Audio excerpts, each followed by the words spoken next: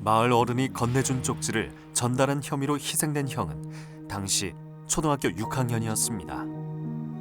내가 안 죽으려고 하면 우리 가족이 다 죽는다 이거라. 어머니인데 이야기가 내가 죽어도 저 사명력이 있잖나. 그렇게 내가 도리어 형은 웃어가면 어머니 달래고 있고 엄마는 탄식을 하고 울고 있고 이게 1960년도 살아남은 동생은 평화를 기원하며 60년 동안 한반도 모양의 분재를 키우고 있습니다. 한국전쟁 전후 백두대간 태백산 끝자락 영덕 지역에서는 어떤 일들이 있었던 것일까요?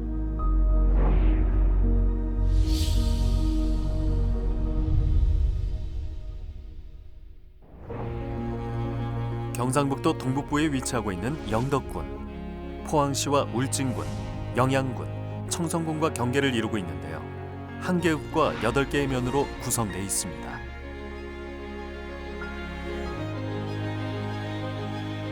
구한말 일본의 침탈에 맞선 의병 항쟁이 전국에서 들불처럼 일어났습니다. 경상북도 영덕 지역도 그중 하나입니다.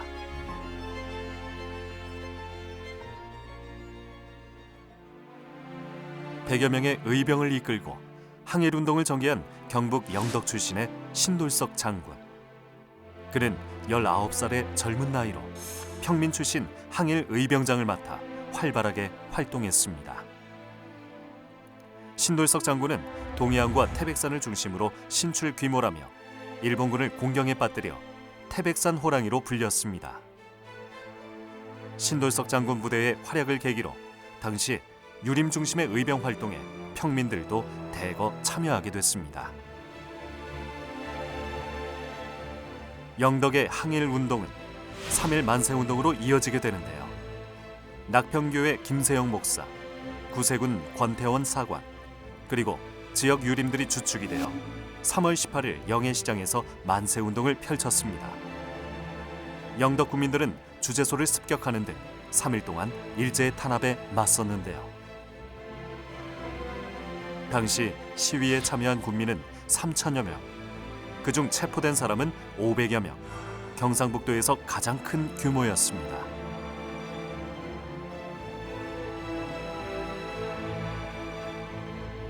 영덕은 경북 군 지역에서 가장 많은 200여 명의 독립운동가도 배출했는데요.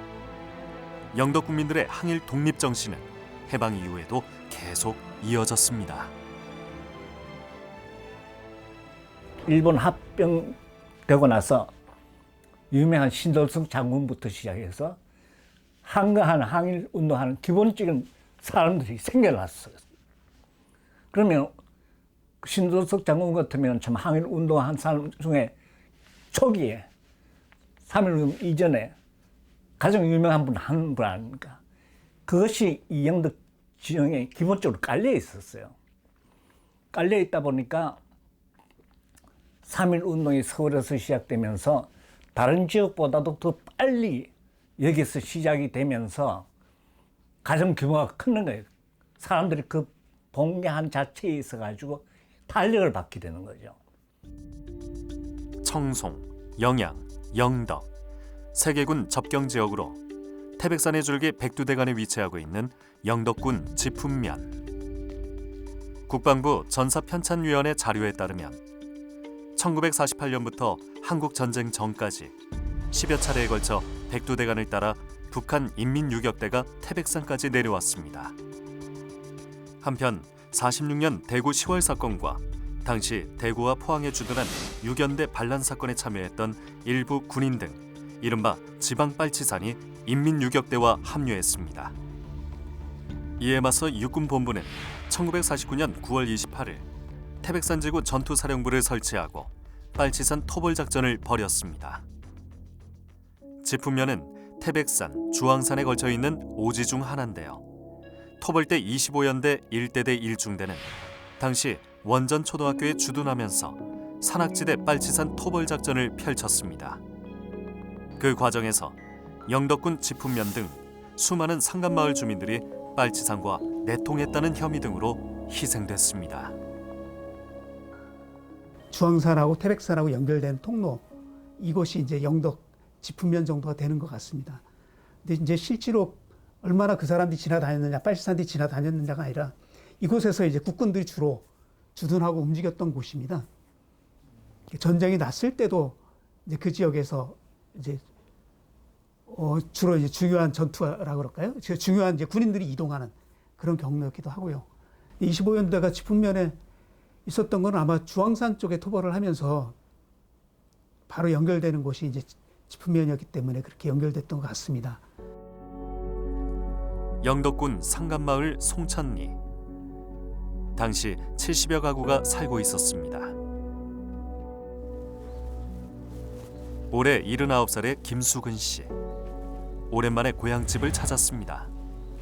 지금은 집터 흔적이 거의 남아있지 않습니다. 내가 사던 옛날 집터인데. 수근 씨는 70년 전 이곳에서 같이 살던 큰형을 잃었습니다. 일제강점기 강제징용을 다녀온 후 집에서 농사일을 돌보던 형은 갑작스레 들이닥친 군인들에 의해 끌려갔습니다. 우인들 들어와가지고 무조건 그럴 때는 뭐 집에 있는 사람 다 끌고 가가지고 저 우리 종택에 그거가 지킬 쓰겠지.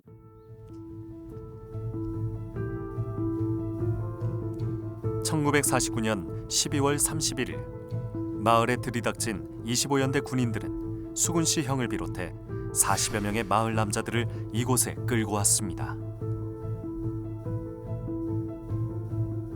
그들은 빨치산의 은신처를 추궁하며 사람들을 무자비하게 구타하기 시작했습니다.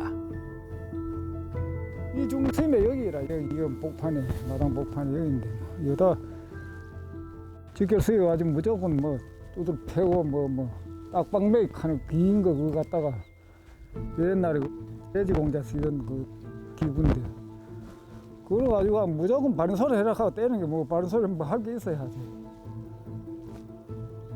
그래 무조건 맞고 정신 없었지 하면 여기서부터 정신 없었는데 없는 사람도 끌고 가 원전까지 끌고 갔으니. 그 원전 들고 가는 도중에 한 사람이 내가 왜 쟤들인데 왜 너들인데 붙들려 가야 되노 하고 가다가 요놈의 개골에 가요. 소나무에 딱 설악해가지고 총나부 그 소난기 그 아름돌이 여기 또 이마한 아름돌이 소난기 그쪽 갔다 우리가 그 학교 다닐 때 이거 그 귀신 나오는 소리라고 그랬다. 어린 나이에 그 상황을 목격한 수근 씨. 큰 충격으로 남아 있습니다. 그럴 때 뭐 아들이 있긴 저 사람들 많이 있는데 우린 저 밖에서 그 구경사 한번 받는 거지 뭐 영문도 모르고. 그날 저녁 군인들은 그곳에서 8km 정도 떨어진 원전 초등학교로 사람들을 끌고 갔습니다. 연행된 사람들을 교실에 모아놓고 다시 취조한 후 다음 날 원전리 각별 계곡 등에서 사살했습니다. 군이 안동에서 청소를 지나 여기 와요. 일개 중대가 여기 직별지 일개 중대 본부가 여기 있었다. 중대 본부가 중대가 여기 와가지고 이게 그 사람들이 그러니까 여기서 우리 영덕군 지품면 일대를 해가지고 그분들이 다 통제하고 다 했지. 지품면 원전리 각별 계곡은 지품면 소재지에서 약 10km 정도 떨어져 있는 산속인데요. 군인들은 원전 초등학교에서 이곳으로 사람들을 끌고 와 학살했습니다. 진실화해위원회에 따르면 당시 이 계곡에 끌려와 살아난 사람들도 있습니다. 하지만 나머지 사람들은 싸늘한 시신으로 발견됐습니다. 마지막에 나는 대한민국 만세라도 부리고 죽는다. 그래야 이제 그분이 대한민국 만세 불렀어요. 그건 얘기 들었지 뭐 불렀다고. 그래가 자기가 이제 살아난 얘기를 하대 우리인데. 그래 만세 불렀다고 그래. 니는 이쪽 나오라 하고. 그래 빼내고 거기서 뭐 젊은 사람 한 몇 명 좀 빠져나왔어요. 그래가지고. 그래가지고 거기 그래 빼고는 그 나머지는 뭐 서놓고 뭐 했는지 뭐 다 총살 다 쓰여 죽었지. 집단 학살이 있은 지 한 달 후 당시 송천리 이장을 맡고 있던 다로 씨 아버지는 마을 주민들을 산 아래 마을로 소개시키고 낙평리에 내려와 있었는데요. 농사일 때문에 송천리를 왕래하다가 경찰에 끌려갔습니다. 이장이니까 매일 이거 다니는 거지. 또 덜이 있고 농사를 지으니까 와봐야 될 거 아니에요.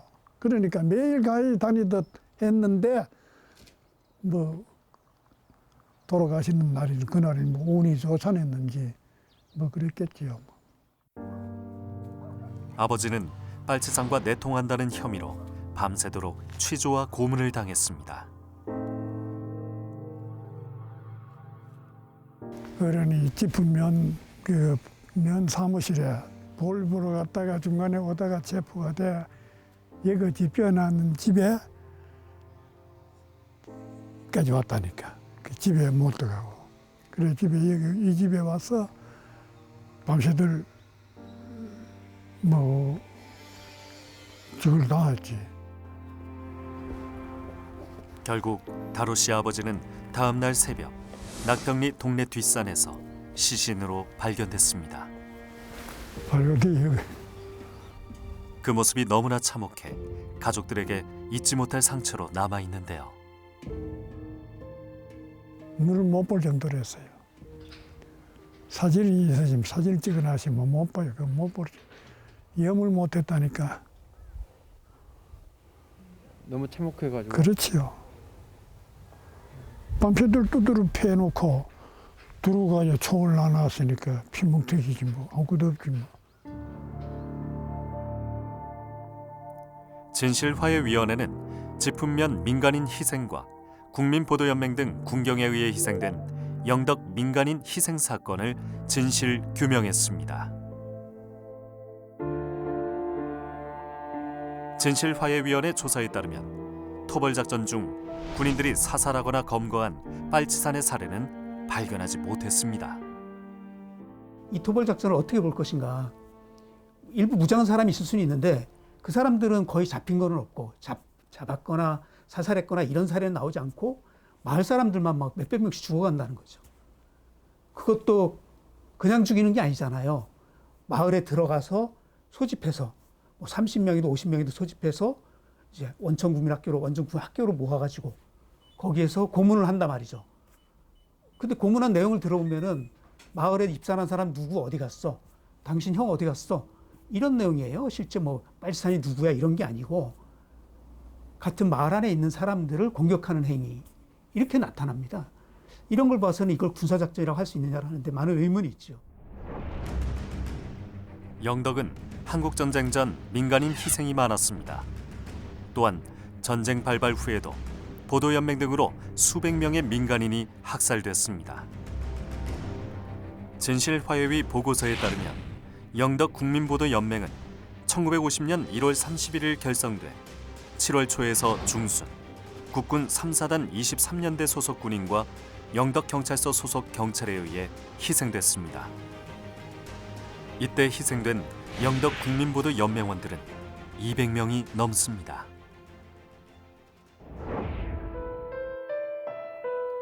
짚은면 소재지에서 8, 9km 정도 떨어져 있는 삼화리.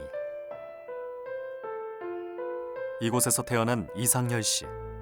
상간오제인 이곳에서 벼, 과일 등의 농사를 지으며 4대째 생활하고 있습니다. 한국전쟁 전 짚은면 주민들은 토벌작전으로 많이 희생됐는데요. 전쟁 발발 후에는 국민보도연맹 등으로 희생됐습니다.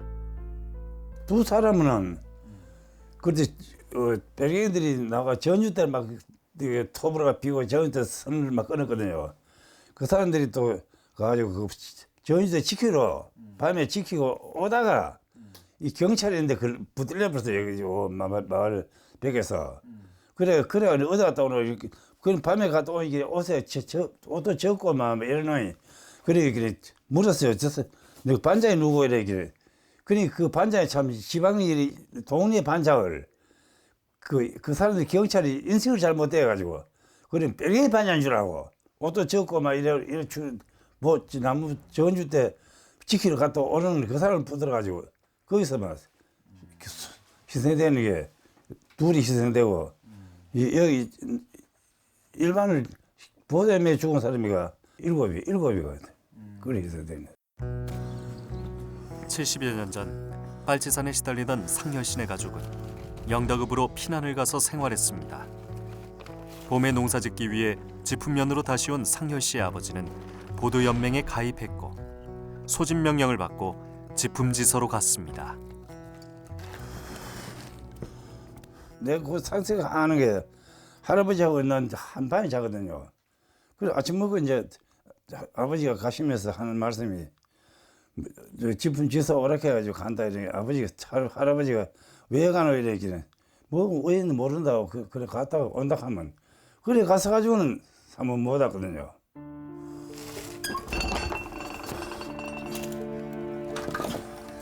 당시 17살이었던 상열 씨. 지품지서 옆 마을회관에 구금돼 있던 아버지에게 밥을 가지고 갔던 일을 생생하게 기억하는데요. 당시 그곳에는 지품면에서 온 40여 명의 보도연맹원들이 있었습니다. 아버지를 비롯해 삼화리 마을 주민은 대여섯 명. 밥을 해가지고 아버지 가주라 하면 밥을 지고 이제 지금 지서 그는 경방당 회관이 있었는데 거기 가니까 한참 이제 밥하고 소티 짐이 나고 막 야단 시대도 막 그네 밥을 지고 왔다니까 아버지 하는 말씀이 밥은 여기 이 시기는 가져가라 그래가지고 또 거기로 답은 들어와가지고 그날 저녁 때 이제 그질 영덕을 건너를 들어갔단 말이다. 이튿날 영덕경찰서 인근에 소금 창고로 이송된 사람들. 당시 영덕읍에는 큰 규모의 소금 창고가 있었는데요. 경찰은 각 지서에서 끌고 온 영덕 보도연맹원들을 이곳에 구금했습니다. 상열 씨는 당시 어깨와 등이 아팠던 엄마의 약을 짓기 위해 아버지를 찾아갔습니다. 내 생각에는 한 2, 3일, 한 2박 3일.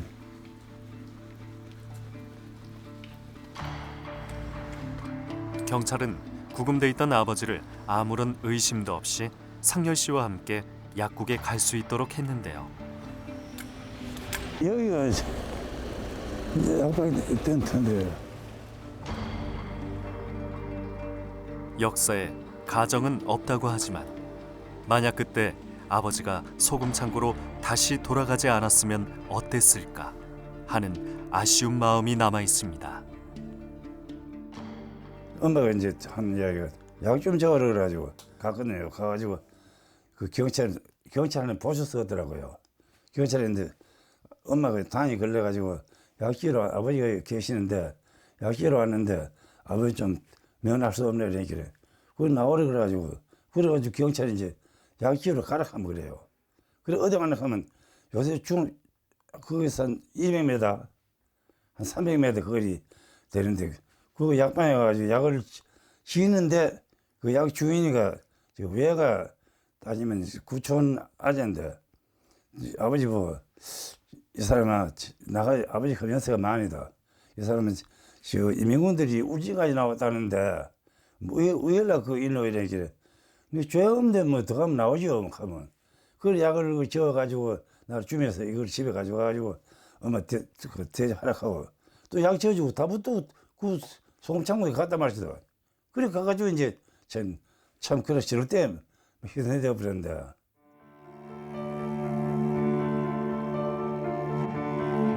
대를 이어 이곳에서 농사를 짓고 가축을 기르며 생활하고 있는 이수영 씨. 아버지와 숙부가 희생된 가슴 아픈 곳이지만 생계를 위해 떠날 수 없는 공간입니다. 70여 년 전 수영 씨는 할아버지, 할머니와 아버지, 어머니, 숙부, 그리고 삼형제가 오순도순 생활하고 있었습니다. 한학을 공부했던 아버지는 남로당원에 심부름을 했다는 이유로 형무소 생활을 한 후 국민보도연맹에 가입했습니다. 어른들이 시기 있기에 심부름을 해서 그래 그 죄로 뭐 그래 그 대구 형무소 붙들려 가가지고 대구 형무소 한 2년 그러면 50년도 1950년도 돌아갔으니까 한 1947년도 그렇게 2년 하다가 1년 와가지고 집에서 몸이 나빠가지고 소양하다가 그래 좀 뭐고 보도연맹에 가입하라 해가지고 뭐 하여튼 정부의 사람들 뭐 이제 그때는 이제 하는 거지 뭐저 형무소 생활하러 와가지고는. 당시 고등학생이었던 숙부도 국민보도연맹에 가입해 아버지와 함께 소집 명령을 받고 지품지서로 갔습니다. 수영 씨는 집단 학살이 있기 전 영덕읍 50천 강가에서 아버지와 숙부를 만났던 것을 기억합니다. 모욕식이더라고. 그래가지고 서로 뭐 음식하고 뭐 좀 해가지고 가서 면회하고 이제 점심 식사할지 같이 이제 삼촌하고 너희스러 어머니하고 너희스러 그 식사하고 그러고는 그 뒤로는 뭐 못 봤지. 희생되기 직전 영덕읍 50천에서 목욕을 하고 가족과 함께 식사를 했던 영덕 국민보도 연맹원들. 진실 화해위에 따르면 그때 당시 목욕을 하다 일부 보도 연맹원들은 도망을 가서 살아난 사람도 있었습니다. 다 넘어져가지고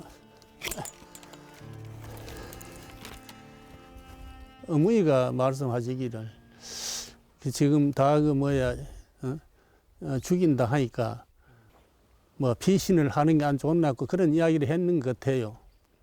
그러니까 벌 받을 거 다 받고 왔는데 뭐 죄가 있나고 내가 뭐 하려고 또 갔다가 뭐 또 부리면 또 와야 되고 하는데 뭐 여기 있다가 뭐 해결 보고 이제 뭐 간다고 그런 이야기를 들은 것 같아요. 요새 알고 보니까 그때에서 도피한 사람들은 다 살았어요. 그때 도피하신 그날이 그래가지고 모욕하는 척하고 도랑을 타고 내려가가지고 그래 하여튼 꽤 많은 분들은 그래 살았는데.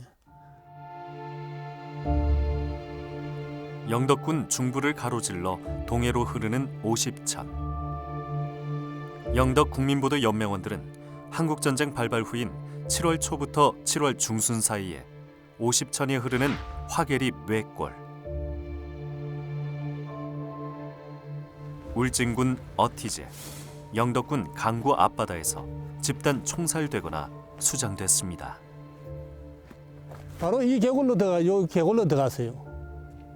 계곡로 들어가가지고 위에 산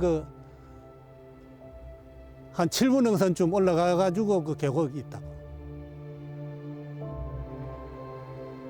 수영 씨네 가족은 학살 소식을 듣고도 경찰들이 현장에서 총을 들고 지키고 있어 곧바로 가볼 수 없었습니다. 현장 말도 못하죠 그러니까 미리 간 사람이 찾으려고 처음에 꺼내고 반은 피가 구덩이 파는데 피가 가이 되고 그 반은 들어가지고 반을 피가 나와지 온 두개 흩어놓고 한 사람이 하면 부패가 돼가지고 말도 못하죠 얼굴을 보고는 못 찾고 옷 보고 옷을 이제 엄마가 옷을 해가지고 옛날에는 집에서 전부 다 했잖아요. 그걸 보고 찾아가지고. 보도연맹으로 희생된 유족들은 50천 강변을 볼 때마다 그때 당시 피신하지 못한 부모 형제 생각에 가슴이 미어집니다. 어르신도 그때 봤을 때 눈에 선하시겠어요, 그 장면들이. 그 장면은 화내요. 군데 이제 식구들끼리 모여가지고 식사하는 건 내가 다 봤거든. 약간 좀 생각해 보면 좀 아쉽긴 해요. 그때 어머님 말씀 들으시지 안 들으셔가지고. 들으시면은 살았지 안 살았겠네요.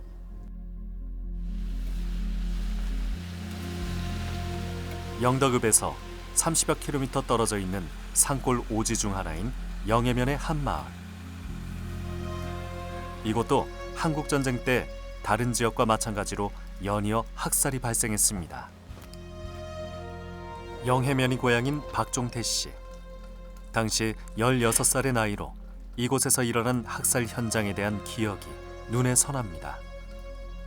1949년 4월 들판에서 일을 하던 형은 경찰에 끌려가 빨치산 행방을 취조당하다 희생됐습니다. 이 동네가 청년이 많이 죽었어요.